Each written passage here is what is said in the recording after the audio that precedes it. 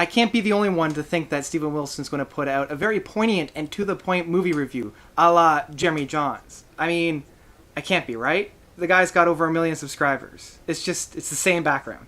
Down and down we're going to the bone. To the Bone by Steven Wilson. So Steven Wilson doesn't really need any introduction at this point. The guy has been putting out a lot of music since the very early 90s. He's been involved with countless major projects, Porcupine Tree probably being the most notable one. His partnership with Michael Eckelfart with Storm Corrosion, No Man, Blackfield, his works remixing and remastering past brilliant works from King Crimson and Yes and Jethro Tull. And within his own solo projects, we come to his 5th studio album, To the Bone. And this guy is an interesting work. I'm going to get to the highlights first. And the most prominent highlight on this album is the sound quality and the mixing that's found on this album. The man knows how to mix and master a song. The sound levels on these songs just bleed with brilliance.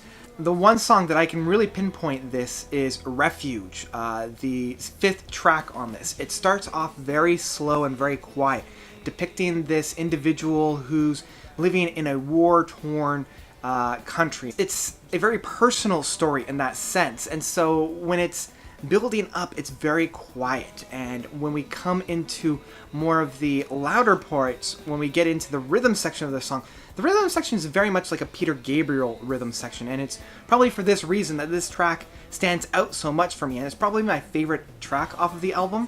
And so when we come into that rhythm section, the sound grows and it's much louder than before. This is very similar to one of the first singles that was released from this album of Pariah, the 3rd song. Again, it's talking about this individual who's thinking about breaking up with his girlfriend or his significant other. He's not finding joy in himself or in Facebook or in the world at large, and so he's kind of lamenting of just, I'm tired of it all. I'm tired of me. And the beautiful harmonies and the duet that's sung with Nanette Nanette. She was prominent in Hand Cannot Erase with Routine, and I'm glad to see that she is found on this album as well. That duet that they have between the two, when it comes to her part and she's wailing out to bring some life back into this really pathetic fellow, the sound is much more bombastic and much larger. And it's Steven's mixing that really shows how beautiful this canvas of sound is. Take comfort from me.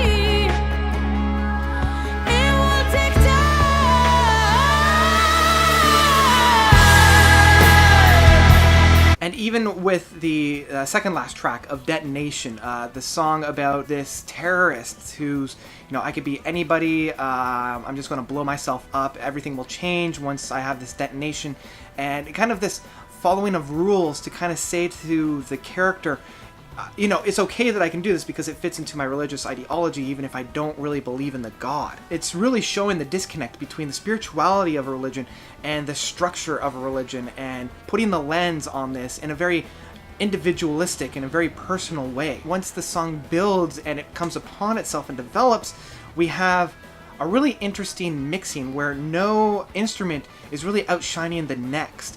Everything is meticulously placed in just the right area. And another really thing that I love about this album is just how personal and, I guess, intimate these songs are. By far, this is probably the most intimate album we've ever received by Steven at this point. It's the first time we really get a full-fledged view of Steven on the album cover that's not obscured in some way. Like with this first album, he's got the mask on in Grace for Drowning. It's a silhouette. He's not even present on the Raven or Hand Can I Erase. So in this one, it is him. And all the music videos that have led up to this point, it's very forefront that it is him. And it's almost very singer-songwriter in that sense. Like, this is the first album that doesn't feel like a project. It feels like a solo album. Like, it feels like Steven's singer-songwriter really meticulously thinking over the songs here. And also, I do enjoy the concept.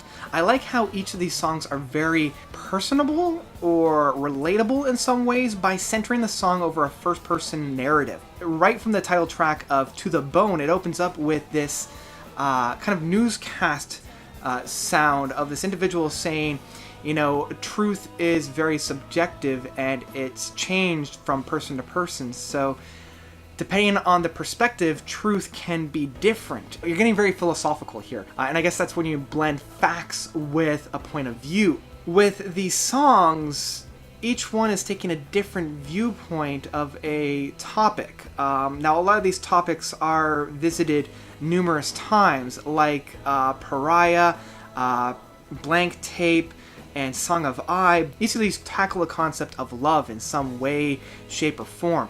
Like Pariah is the, I'm tired of it. I love the concept of Blank Tape in that it's a duet. Again, Nanette is featured on this one as well. It's this conversation that these two individuals are having, and it's this, their love is like a metaphor of a blank tape. How the music reflects that as well. Very intimate, very mellow, very somber as well. And I think that blends very well. Like, neither of the individuals is very depressed about this. I mean, there's a little bit of melancholy there, but it's never, like, depressed. It's just like, well, this is just what happened when we didn't put in the proper time or effort into it. Nothing left for us. Nothing is left but the blank tapes. Song of I tackles that conversation really heavily by almost that obsession that you have with somebody and where that line between love and obsession is. And really, it's when that love isn't reciprocated and it becomes really creepy. And the person saying, you know, I'm going to give it all up. I'm going to give up alcohol. I'm going to give up gambling. I'm going to give up television. I'm going to give it all up, but I'm never going to give up you. And again, that's, in one hand, that's a very sweet sentiment by saying, you know, I'm going to give up everything, but I'm not going to give up you. Kind of like Hamlet saying, doubt the stars are shining, doubt everything, but never doubt my love. It was very sweet, but then when you get to the flip side and it's not reciprocated, it gets really creepy, right? And so it tackles that very well. It has that creepy atmosphere that Steven's so well at creating. But this kind of lends itself into the biggest drawback that I have with this album. And that's that a lot of these songs I feel are treading very similar territory that we've already had. Like, Song of I feels very, very similar to Index from Grace from Drowning. I have a really hard time connecting with the music. Connecting with the lyrics is fine. Like, I don't have a problem connecting with the lyrics, and the songs themselves are alright. Like, they're all very short. Like, I believe Detonation is the longest at 9 minutes and 20 seconds, and it's kind of a highlight for me.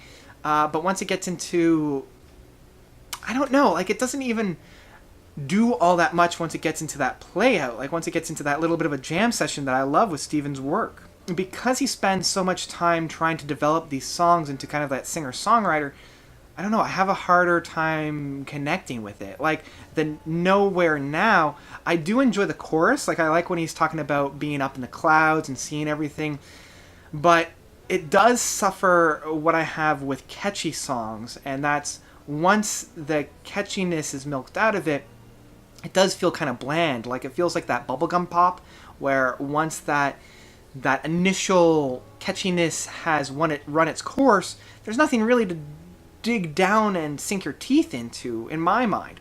And that is really felt with, say, songs like The Same Asylum as Before, which is talking about going from one political candidate to another political candidate. It's the one that I'm least connecting with because it doesn't really have this first-person narrative.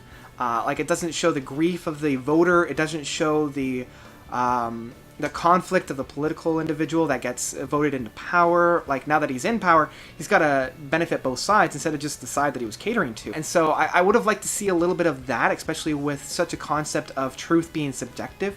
And I also feel like it's really retreading territory that we're very, very familiar with.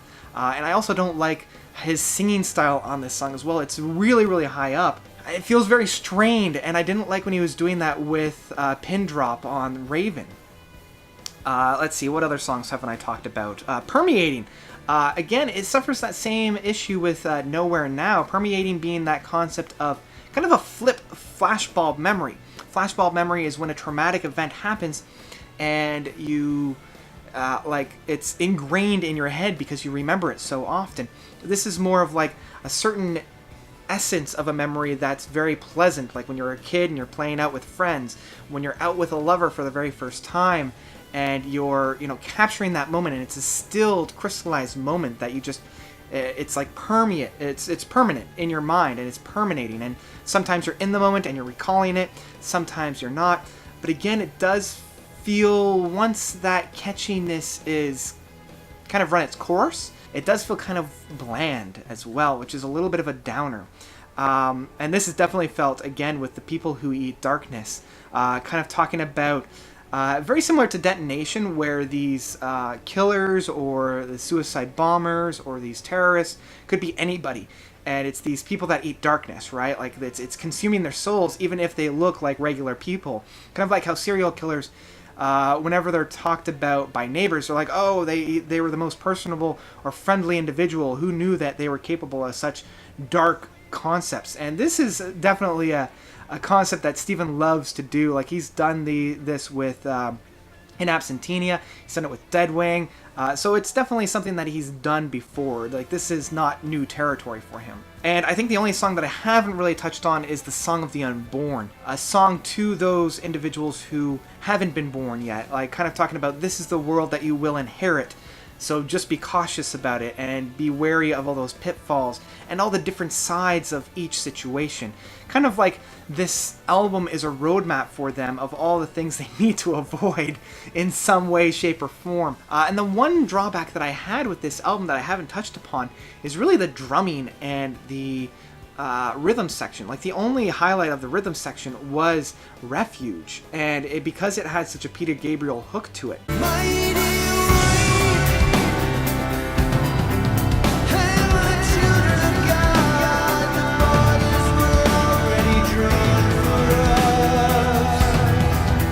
So overall, I'm having a really difficult time getting into this, and it is softened. Like, the blow of my disappointment was softened by the amount of tracks that were kind of sent out to promote this album. Like, if I didn't listen to Pariah, if I didn't listen to Song of I, if I didn't listen to Permeating before I got to this album, I probably wouldn't have liked it as much, because I would have been a lot more surprised of the content that we felt on this album. My overall rating for this album, it is balancing between a skip and a stream, so I'm going to give it the benefit of a doubt and probably say stream this album. There are still some moments on this album that I am connecting with.